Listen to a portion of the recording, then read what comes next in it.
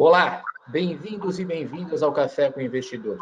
Eu sou Ralph Manzoni Júnior e hoje eu converso com João Brandão. Ele é sócio da Bride Juan, uma gestora de Venture Capital recente que acabou de captar 200 milhões de reais com uma tese de investimento em empresas tech B2B. João, é um prazer recebê-lo aqui no Café com o Investidor. Prazer estar aqui, Ralph. Muito obrigado pelo papo. Vamos conversar.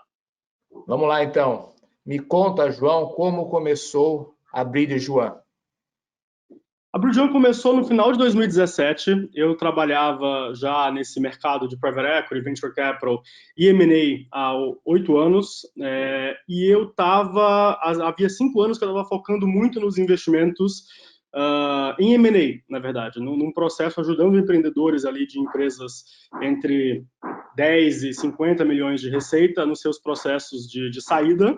E eu tive um clique muito forte em algum momento que o que a gente estava vivendo no Brasil, de um momento de taxa de juros decrescente, do mercado de tecnologia se desenvolvendo muito, não fazia muito sentido estar na posição que eu estava. Eu percebia que eu estava participando de um pedaço muito curto da história de empresas que poderiam ser, na verdade, muito maiores. Então, veio um pouco de uma percepção pessoal que, caramba, não é aqui que eu posso contribuir mais. Eu quero participar de trajetórias mais longas, achar empreendedores que estão fazendo transformações maiores e participar de um processo longo de construção de valor, junto com uma percepção também de que tinha um gap de funding. Tinha muito capital no seed, né, no início, para bons empreendedores, gente que tinha algum potencial e estava em mercados legais, tinha muito capital, e já começava a ter muito capital para quem já estava bem maior, a partir ali de 80, 100 milhões de reais de receita, mas nesse meio não tinha. Então eu vi que era um lugar que a gente podia construir algo que era o timing certo de construir uma coisa que pudesse se consolidar. Ô, João, mas antes de você fazer essa captação recente de 200 milhões, você fez uma espécie de MVP para testar sua tese, não? Exatamente. A gente começou, no início a gente fez um primeiro veículo super pequeno de 9 milhões de reais. Eu trouxe pessoas próximas, eu digo que são os melhores investidores que eu tive, que eram aqueles que acreditaram um pouco quando a gente estava começando ali. Então fizemos alguns investimentos nesse primeiro modelo. Depois a gente fez uma parceria com uma gestora de fundos e assumiu um portfólio que já tinha 3 empresas até chegar nesse momento atual aqui do fundo novo. Que é esse fundo de 200 milhões. Agora, você pode falar um pouquinho mais da sua tese? Porque você quer investir em empresas B2B, tech B2B, e você falou aí desse escopo, de que talvez havia muito capital para seed money e para empresas mais avançadas, e havia ali no meio uma oportunidade para que você pudesse investir. Qual é o tamanho do seu cheque? Existe um cheque padrão que vocês estão fazendo nessas empresas? Sim, o cheque ideal é por volta de 25 milhões de reais, pode ser um pouquinho menor e pode ser, na verdade, bem maior. Até para dar um exemplo, ano passado a gente chegou a pôr um term sheet de 220 milhões, onde a gente pré-captou com os nossos investidores esse valor, eles praticamente assinaram junto com a gente o term sheet. Acabou que, como o mercado está muito aquecido, principalmente também o de IPO, a empresa decidiu ir direto para o IPO, mas esse é o tipo de coisa que a gente gosta de fazer. Então, teses maiores, mais estabelecidas, que cumpram ali um pouco do nosso do que a gente quer ver nas empresas, a gente pode fazer cheques bem maiores, trazendo junto os investidores que já estão com a gente no próprio fundo. A gente levantou o fundo muito nessa tese, na verdade, de ocupar um buraco que existe de funding, usar da experiência que a gente tem para isso, mas poder fazer cheques maiores também, trazendo no case by case os cheques aqui dos nossos parceiros.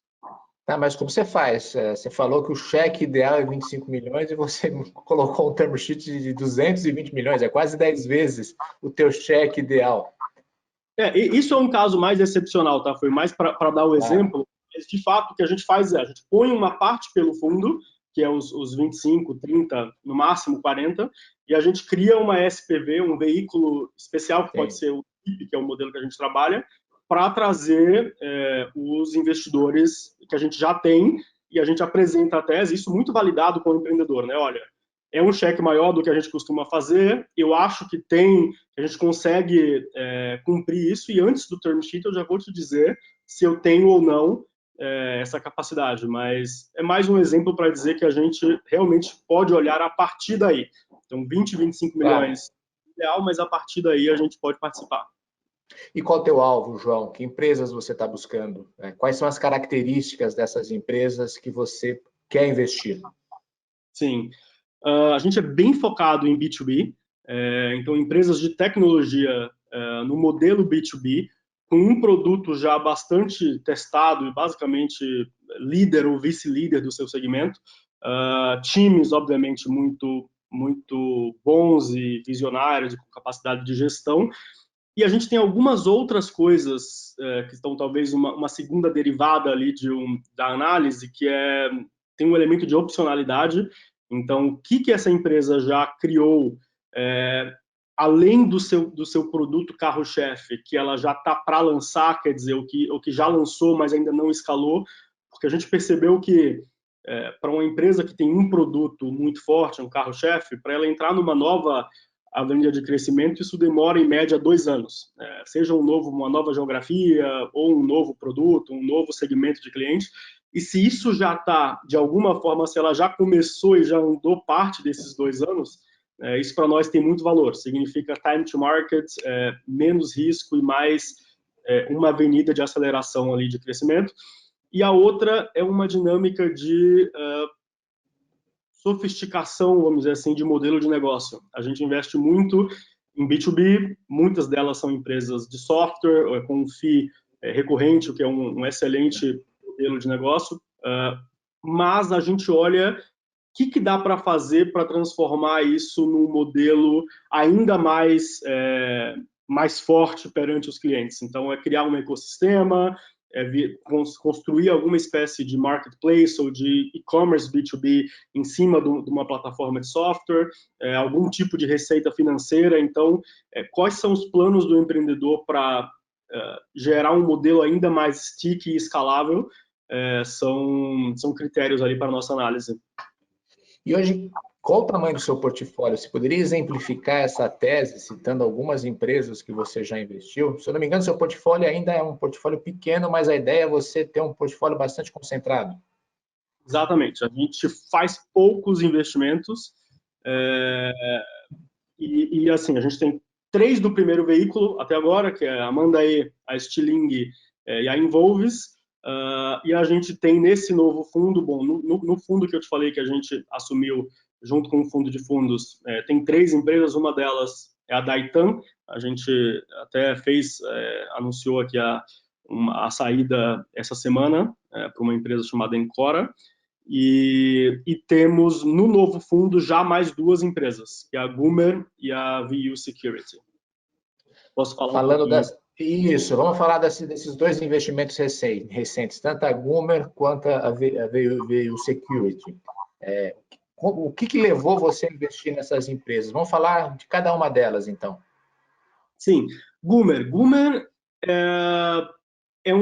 eles têm uma solução para restaurantes na indústria de food service, então uma solução de cardápio digital que antes da pandemia era muito voltada para o físico, né? Então cardápio digital em totem, tablets e QR Code dentro da loja, e que a gente já gostava da tese, já nos parecia um caminho, unit economics muito sólidos, time muito forte, era um time de engenheiros todos saindo da UFSCar, com uma cultura muito forte, você sentia muito a alma da empresa. E na pandemia eles foram o exemplo clássico do empreendedor que literalmente faz uma limonada do limão, sabe? O cara realmente conseguiu em poucos dias botar de pé uma solução de venda por WhatsApp, que foi o que era o que os restaurantes demandavam bem ali naquela semana do fechamento, terceira semana de março do ano passado, e ele chegou a atingir, tem hoje, né, 120 mil estabelecimentos cadastrados, sendo 25 mil ativos por semana, e o que a gente percebeu ali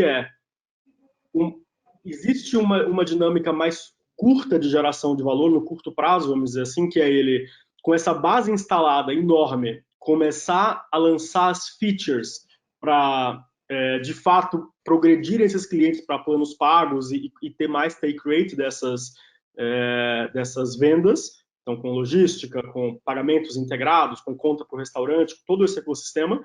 E o segundo é participar mesmo de uma jornada de digitalização dessa operação dos restaurantes que até então não existia. O que existe o software de PDV, que na nossa visão é um mercado mais comoditizado, com ticket médio mais baixo, e segundo, os marketplaces, iFood, Rappi, que é um bom business para o marketplace, ajuda também o restaurante, mas só isso não é suficiente para o restaurante. Ele precisa ter acesso aos seus próprios dados e a uma jornada de relacionamento com o seu cliente, que é o que a Goomer pode trazer para eles, e está trazendo. Então, foi por isso.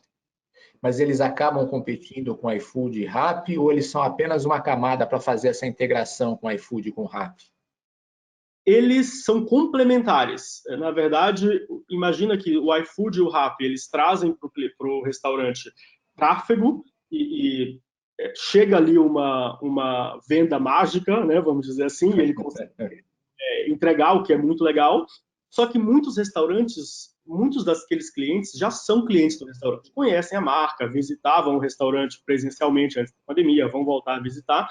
E para essas pessoas com quem o restaurante tem um relacionamento, pode fazer sentido para o restaurante, talvez não faça sentido pagar uma comissão tão alta como ele paga, como ele pagaria para um cliente que ele não tem. Então, a gente entende que nessa jornada de amadurecimento do setor, o marketplace vai conviver e vai ser muito forte, mas o restaurante também vai ter uma estratégia de utilizar mais, conhecer mais o seu cliente, promocionar mais de forma direta e poder ter uma margem maior nesse segmento que já são os seus clientes cativos. Tá, ele quer eliminar, então, o intermediário que sejam esses marketplaces para fazer um atendimento direto ao cliente. Isso, dentro do segmento de clientes que já são fiéis para ele e que ele já tem um relacionamento ativo. Então, eu diria que vai conviver, tá? No longo prazo, a gente vai dessa maneira. Nos Estados Unidos está acontecendo assim. Então, você tem, de um lado, grandes marketplaces como Uber, Uber Eats, DoorDash, etc. E empresas que estão fazendo exatamente o que a Goomer fez. Isso, aliás, foi muito interessante perceber. A gente não conhecia esse case de uma empresa chamada Olo Inc., e durante o processo de diligência foi que a gente viu que ela estava fazendo o IPO, um business super interessante, muito parecido com a Goomer, e a gente vê que isso vai, de fato, tende a conviver ali, os dois modelos. E o caso da VU, que é um investimento recente que você está fazendo? Sim, a VU é um negócio de segurança digital e também, por que não dizer, de experiência digital, porque em qualquer negócio de cybersecurity ou de segurança, né, se você quer ter a solução de onboarding, de cadastro mais segura possível, o login mais seguro possível, você pode colocar muitas camadas de autenticação. A questão é que você vai ter uma experiência muito pior para o consumidor.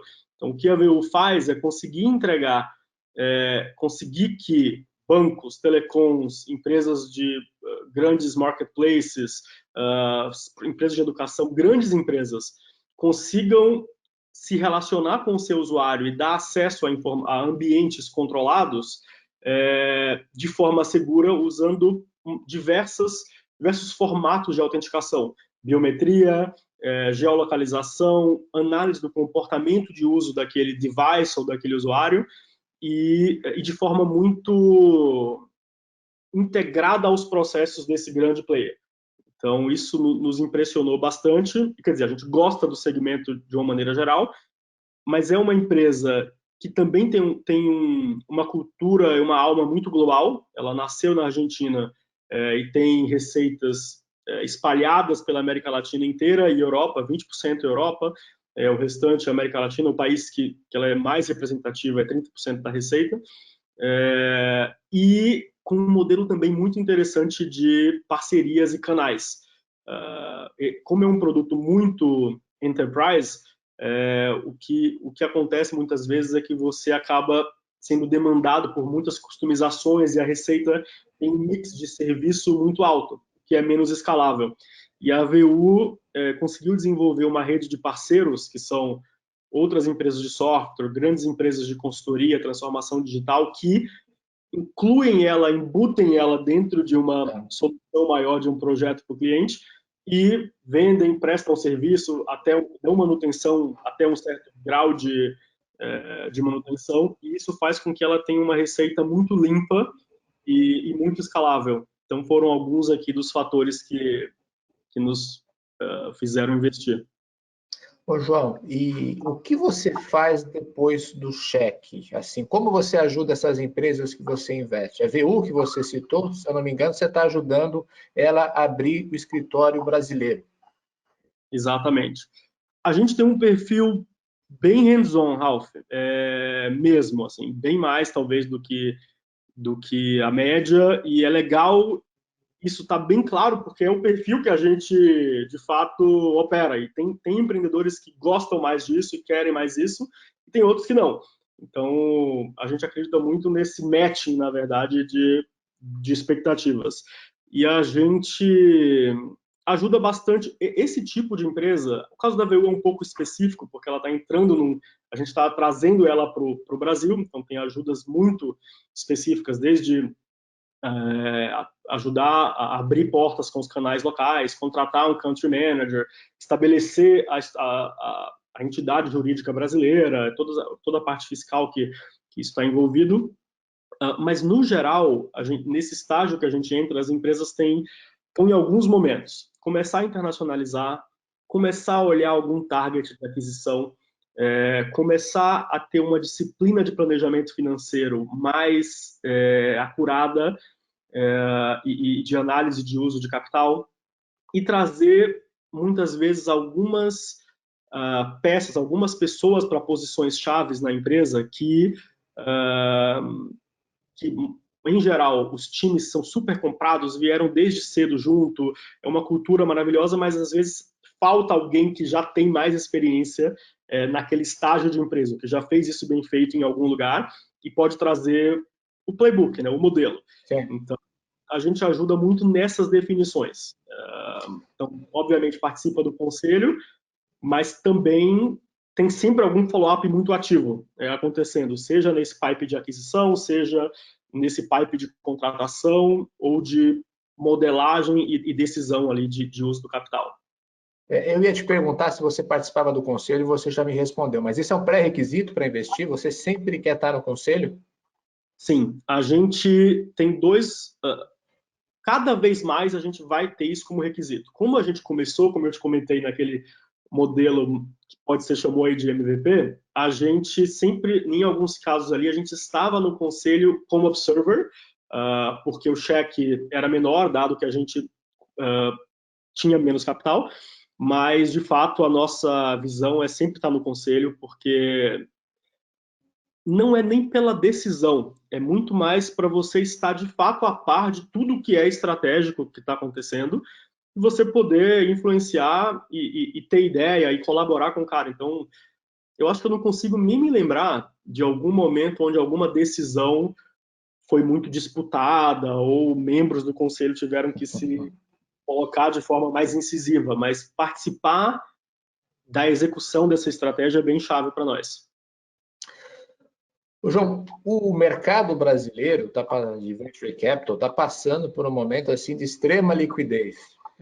Isso é fruto, evidentemente, de uma série de fatores, taxas de juros baixas, essa classe de ativos começando a entrar como uma forma de investimentos de muito family offices, entre uma série de fatores. E isso tem gerado muitos unicórnios aqui no Brasil. Até 2018 a gente não tinha nenhum, hoje a gente tem mais de 10 unicórnios. Mas se a gente olha para o perfil desses unicórnios, os brasileiros, mesmo lá fora, não que não existam, a maioria são de empresas B2C. B2B, evidentemente que existem esses exemplos, mas são menos. Tem espaço para um unicórnio brasileiro B2B dentro da tese que você está desenvolvendo? Com certeza. Eu acho que se você olhar historicamente, se você olhar no mercado aberto, o B2C ele vem primeiro. A experiência, esse novo modelo, essa experiência nova, se você for pegar num plano bem mais abstrato, assim, as tendências sociais, elas impactam as pessoas, as expectativas, e isso gera expectativas novas que as empresas precisam atender de alguma maneira. Então, é mais comum que essa inovação comece no plano B2C, que são as empresas tentando responder a essa demanda que o consumidor tem. Por outro lado, esse mesmo consumidor também é funcionário em algum lugar.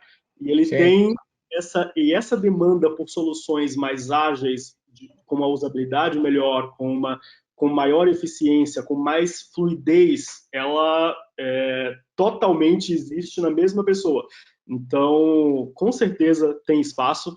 Nos Estados Unidos, esse movimento aconteceu também muito forte no B2B, e vai acontecer aqui. A gente já tem alguns exemplos, né? Talvez mais de Technology Enabled Commerce Solutions, né? Como Stone ou outras empresas aqui, mas pode apostar que o B2B vai chegar e a gente vai participar disso aí. A Vtex é um exemplo de unicórnio que atende empresas B2B. Exatamente. ClearSale é um unicórnio que a gente não sabe que porque quase não captou, Vai mas abrir capital agora. agora é um case que eu tive o prazer de participar no passado, e então as coisas vão acontecer. Vamos falar, João, um pouquinho da sua trajetória pessoal. Você já até comentou rapidamente aí no começo, na introdução, na sua apresentação, que você participou aí de uma fase em que você estava muito em M&A. Mas você tem uma longa trajetória em Private Equity. Você pode contar um pouquinho aí por onde você passou, o que você fez no passado? Posso sim. Vou só, antes disso, Ralf, estava perguntando se me permite voltar um Claro. pouco da passada. Estava falando de momento que o momento ele é realmente muito interessante, muito extraordinário. A gente que está nesse mercado há 12 anos, no meu caso, está vendo, então, assim, essas empresas que fizeram IPO no Brasil, a maior parte delas passou por a gente, ou pelo meu sócio, no fundo que ele trabalhava em algum momento, e a gente vê esses caras chegando ao IPO é muito legal. Esses IPOs não só mostraram que, bom, é possível ter um exit via um IPO, é possível para o founder permanecer como controlador, como CEO, porque ele não precisa dar exit para os investidores só via o movimento com estratégico, ele pode se perpetuar ali como empresa via o mercado de capitais. E mudou também a forma como se dá liquidez para os outros ativos. Então, antes, se você pensar M&A para a empresa de tecnologia no Brasil, a Lynx era muito ativa, a TOTUS era um pouco ativa e acho que mudou bastante seu modelo, mas antes se comprava a carteira, assim, você queria comprar alguém, você é forte num software de posto de combustível, bom, então eu vou comprar aqui para trazer seus clientes para dentro, mas eram empresas que talvez o founder não se via tendo tantas opções na mesa.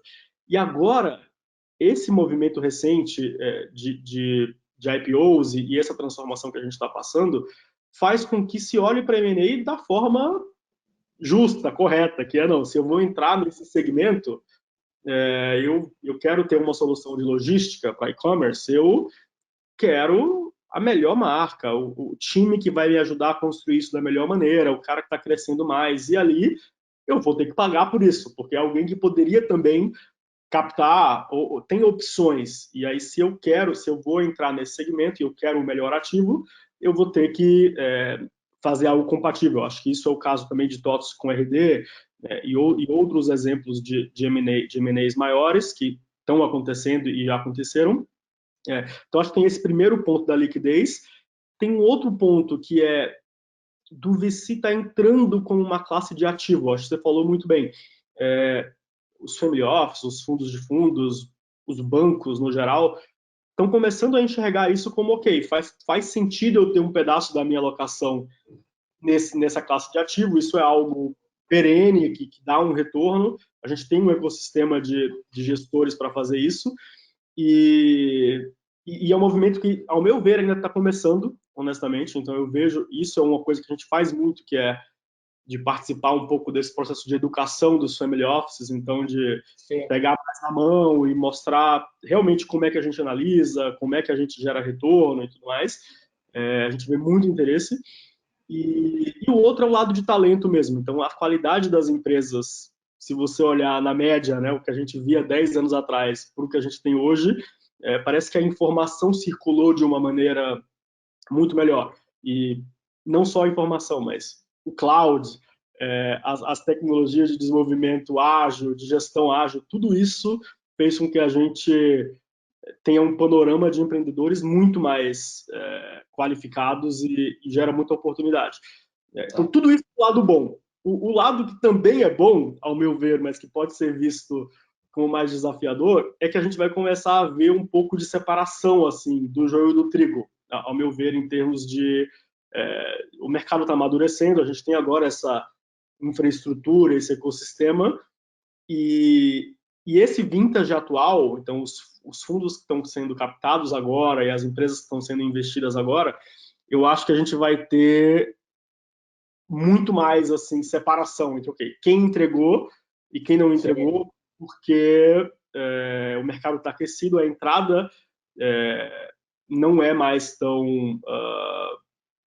em termos tão favoráveis nesse pêndulo ali investidor empreendedor, e então acho que vamos ter aí um momento de muita ebulição, e a gente vai ter daqui a pouco um mercado de fato mais maduro, com alguns players já mais estabelecidos.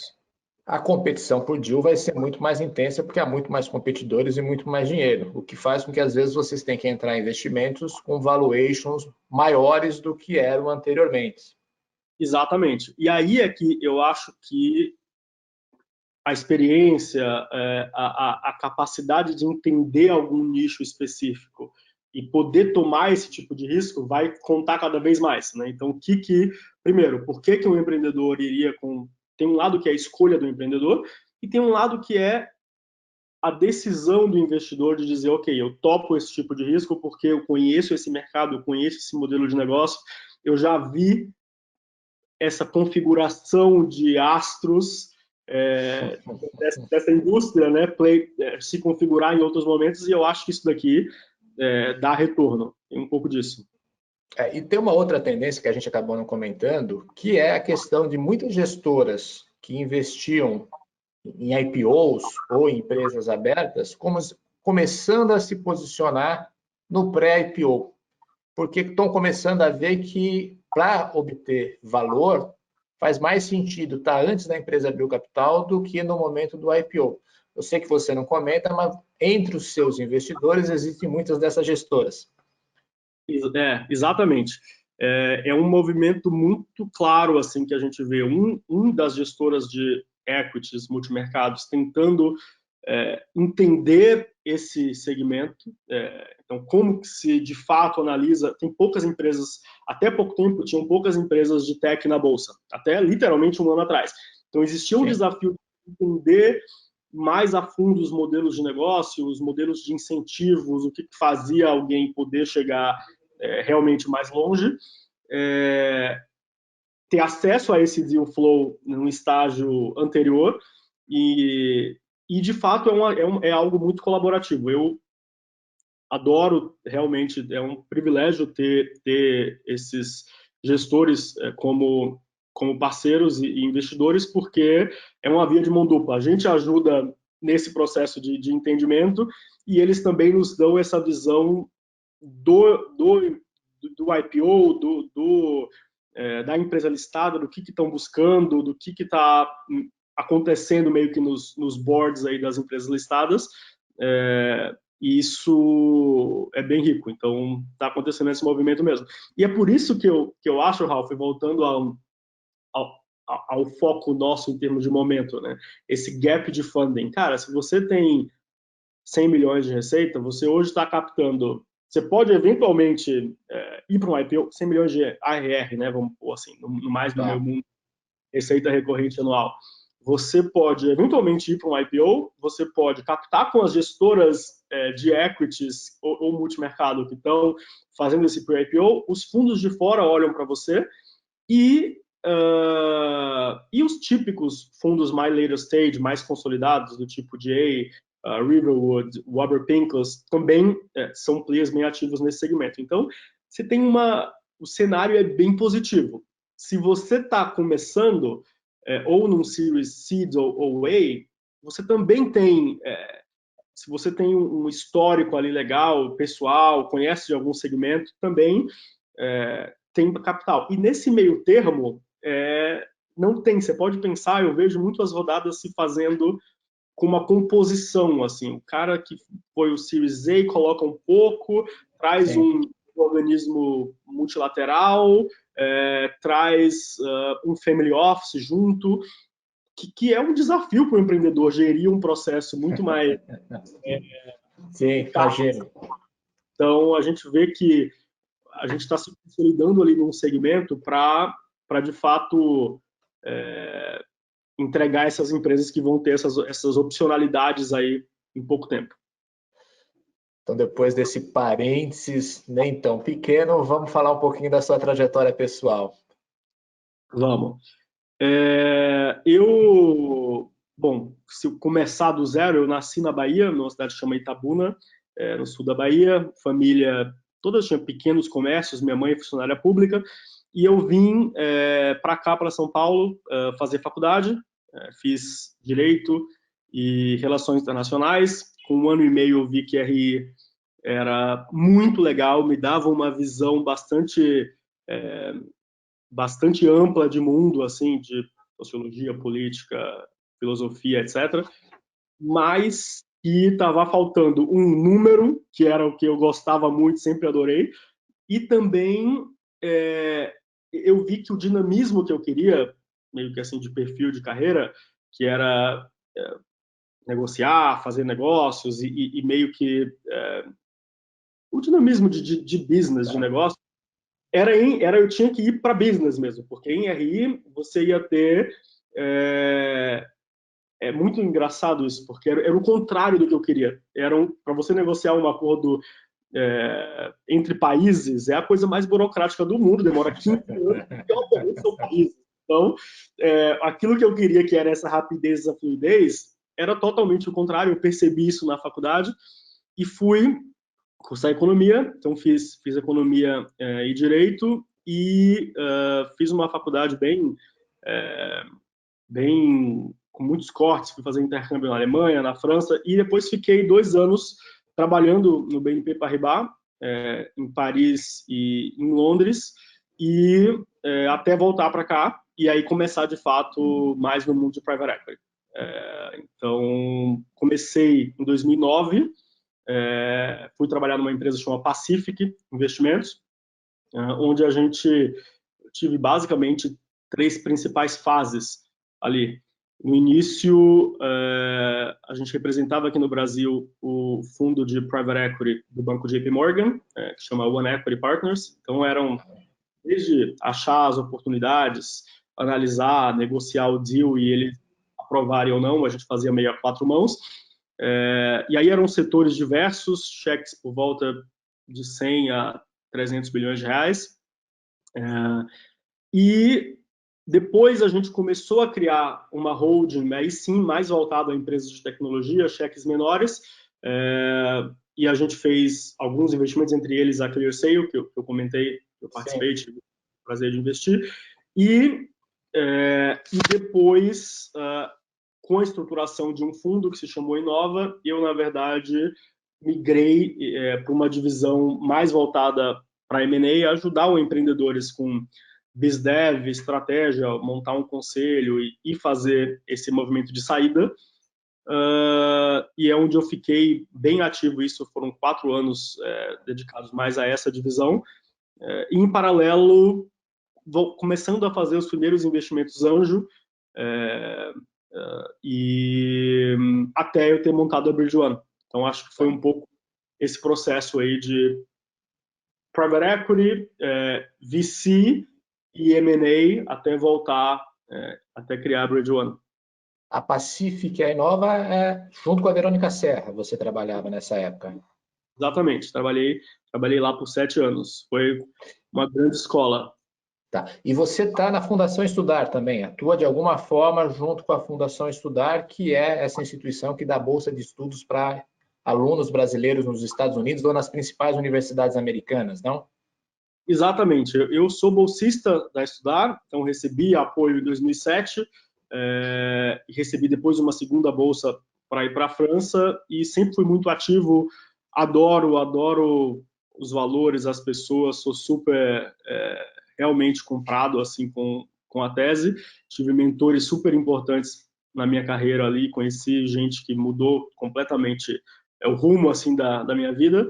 E aí, há 3 anos, eu participo do Comitê Executivo, que é um órgão ali da governança que, de fato, acompanha o time. Somos 5 pessoas que acompanham o time, gere as metas. A fundação acabou sendo muito mais do que só o programa de líderes, né? Então, o programa é esse programa das bolsas aí para as melhores universidades, mas a gente tem toda uma área de cursos, formação de liderança e preparação de jovens para estudar fora, que a gente atua também na preparação, não só na bolsa, que se desenvolveu bastante. Legal, João. Estamos chegando ao final. No final, eu faço uma sessão de perguntas e respostas rápidas. Vamos lá? Vamos, tô pronto. Quem te inspira?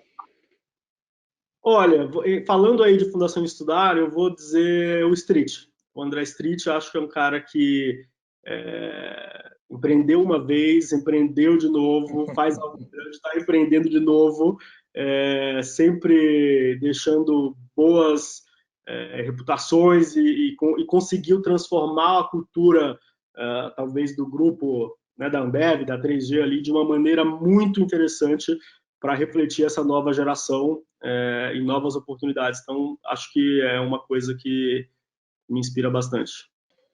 Um empreendedor ou uma empreendedora que você admira? Vou falar, já que a gente falou de ClearSale, Pedro e Bernardo, pelo momento aí de IPO. Legal. Um erro? Um erro. Olha, a forma como eu captei meu primeiro fundo. Eu acho que eu nunca tinha levantado. Nunca tinha O que você fez de errado? Basicamente, como o timing demorou muito mais do que eu esperava, como o ticket que eu pedi, com quem eu falava, assim, foi um aprendizado enorme. Foi a fase de mais aprendizado que eu tive, eu acho. Então, eu fiquei pensando sobre isso e acho que seria isso, um momento de muito aprendizado e que me fez dar muito mais atenção agora a essa parte de realmente cuidado com os LPs, de montar algo bem plain vanilla, fácil de ser entendido e tudo mais. Um acerto? Acho que a gente tem sido muito fiel à nossa tese. A gente, se olhar desde o primeiro investimento até agora, é muito consistente. Setor, perfil de empreendedor, como eles nos veem, ter aí feedbacks muito positivos da turma que trabalha com a gente. Então, acho que ter conseguido meio que expurgar aquilo que não fazia sentido e que poderia brilhar bastante, parece legal, mas a gente ter sido mais fiel a uma tese. E também a contratação do meu time. Eu acho que quando a gente começou, é um time que está comigo desde que eu comecei. Foi uma aposta que eu fiz de trazer perfis que entendessem do que a gente estava fazendo, investimento, B2B, em tecnologia, mas que fossem muito complementares.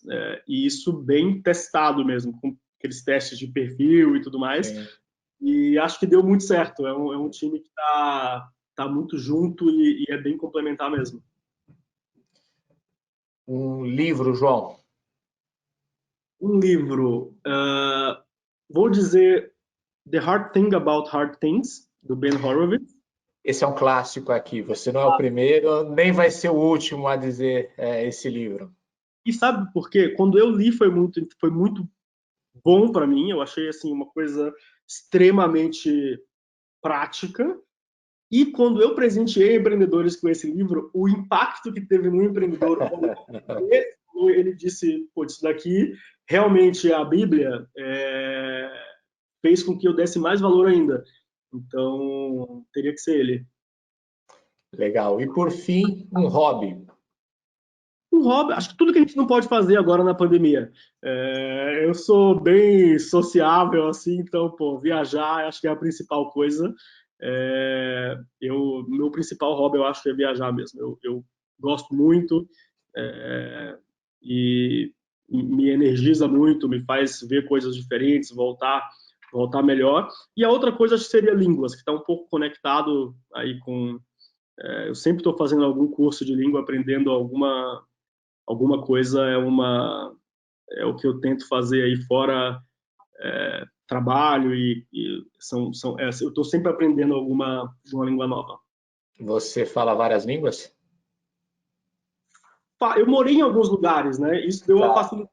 Eu morei na Alemanha 2 anos, morei na França, e isso foi ajudando, mas o que eu estou aprendendo mandarim agora faz 2 anos e meio. Tive aula hoje, inclusive, então estou com a cabeça quente aqui e gosto Você, bastante. Mas é você desafiador. consegue, você consegue se comunicar em mandarim ou ainda não? Me comunicar, eu acho que é bastante forte. Eu Tá. consigo reconhecer caracteres, consigo falar, montar frases, mas entender, por exemplo, já é mais desafiador. Pô, João, muito obrigado por participar aqui do Café com o Investidor. Foi um prazer recebê-lo, ouvir sua história, conhecer sua tese de investimento.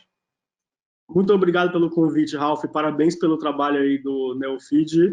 Eu acompanho um pouco também desde cedo. Tive uma amiga que teve com vocês, acho que a gente já falou disso, e Sim, pô, acho sim.